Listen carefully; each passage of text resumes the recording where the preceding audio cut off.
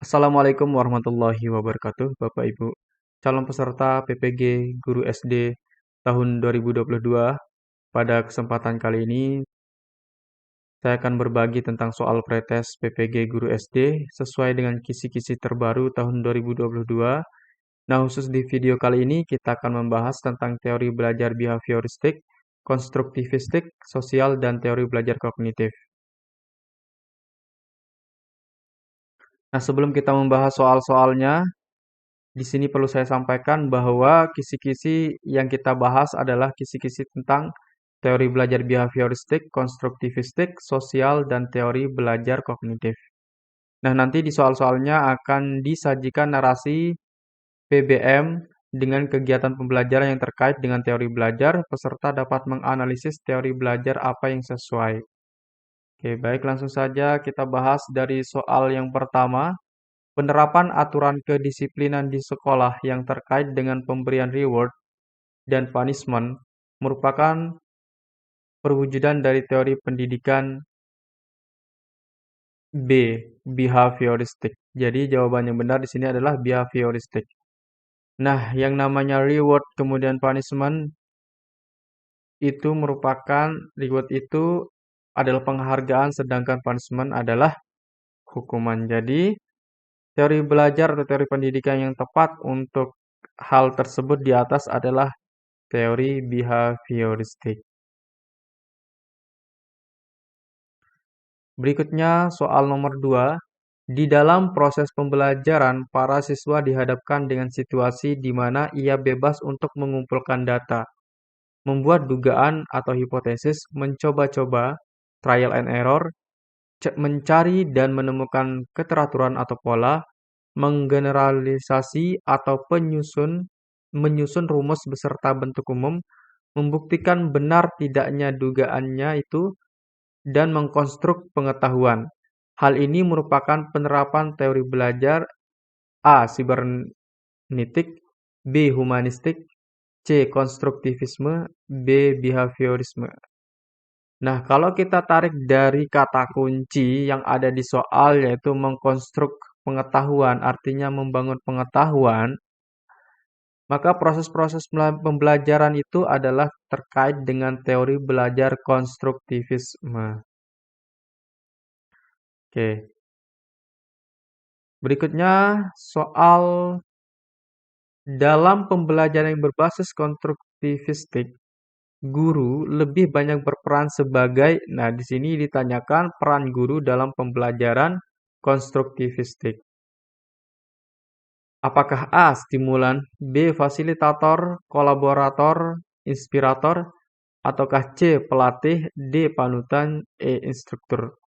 Jadi yang benar di sini adalah yang B, yaitu sebagai fasilitator, kolaborator, dan inspirator. Berikutnya, dalam hal belajar antara siswa satu dengan yang lain, kemampuan berpikirnya tidak sama. Hal ini dikemukakan dalam teori belajar A. Kognitif, B. Conditioning, C. Connection, D. Behaviorisme.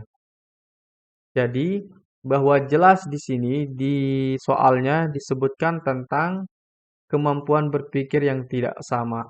Nah, kemampuan berpikir itu terkait dengan kognitif. Jadi, jawaban yang benar adalah jawaban yang A.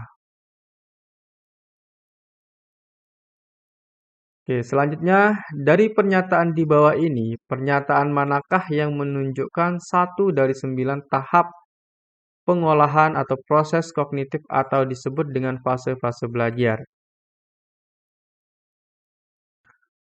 A. Sebelum proses pembelajaran berlangsung diperdengarkan rekaman satu drama sosial kepada siswa. B. Pada waktu mengajar, Pak Wardi mengharuskan siswa mengajukan satu pertanyaan yang terkait dengan materi yang dibahas. C. Pak Anto mengutamakan kualitas, penetapan, dan kegunaan belajar dalam proses pembelajaran. D. Bu Siska mengharapkan adanya perubahan tingkah laku yang berlainan dari siswanya setelah proses pembelajaran. Nah, yang terkait dengan proses kognitif di sini adalah yang A. Proses pembelajaran berlangsung diperdengarkan rekaman satu drama sosial kepada siswa. Berikutnya, belajar dalam perspektif konstruktivisme lebih menekankan kepada A. Nilai, B. Pembelajaran, C. Nilai, D. Proses. Jadi jawaban yang benar di sini adalah proses. Jadi di dalam pembelajaran konstruktivisme itu, Lia lebih menekankan kepada proses ditimbangkan daripada hasil atau nilainya.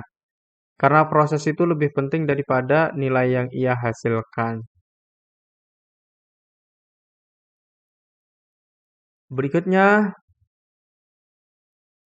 dalam proses mengkonstruk pengetahuannya, siswa mengembangkan gagasan atau konsep baru berdasarkan analisis dan pemikiran ulang terhadap pengetahuan yang telah diperoleh pada apakah masa lalu dan masa depan, B. Masa sekarang dan masa lalu, C. Masa siswa belajar, D. Saat siswa sedang melakukan kegiatan. Jadi jawaban yang benar di sini adalah masa sekarang dan masa lalu.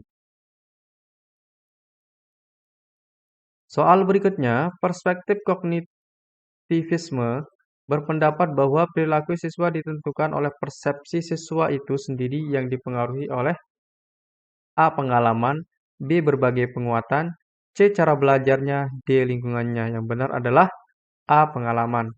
Nah, bukan hanya siswa, kita juga sebagai orang dewasa, kebiasaan atau pengalaman yang telah kita lakukan itu akan membentuk persepsi kita terhadap sesuatu. Kalau kita tidak memiliki pengalaman, maka kita tidak punya persepsi terhadap sesuatu. Misalkan kita sudah mengetahui yang namanya bulat, bundar, kemudian kita diperdengarkan tentang bundar, maka kita memiliki persepsi tentang bundar. Kita sudah memiliki konsep tentang bundar. Maka di sini persepsi kita itu disesuaikan atau dipengaruhi oleh pengalaman yang kita telah dapatkan. Berikutnya, dari pernyataan di bawah ini, manakah yang menunjukkan kelebihan pendekatan konstruktivisme dalam proses pembelajaran dilihat dari peran guru? Apakah A. Bu Siska hanya menunjukkan cara bagaimana siswa dapat memperoleh data melalui internet? Yang B. Pak Hadi harus memberikan ceramah di depan kelas sepanjang proses pembelajaran? C. Pada saat mengajar, Pak Budi harus menjelaskan materi secara terus-menerus? D. Bu Amalia menganggap bahwa kemampuan siswanya adalah sama. Nah, jadi di sini peran guru di dalam belajar konstruktivisme, siswa itu hanya diberikan petunjuk-petunjuk dalam belajar. Cara mendapatkan data, cara menemukan suatu konsep itu guru yang memfasilitasinya. Itulah cara belajar di dalam pendekatan konstruktivisme. Oke, begitu saja untuk pembelajaran kali ini. Nanti kita lanjut untuk part berikutnya. Ini adalah part 1. Untuk part 2-nya nanti saya akan berikan contoh-contoh soalnya. Sekian, Assalamualaikum warahmatullahi wabarakatuh.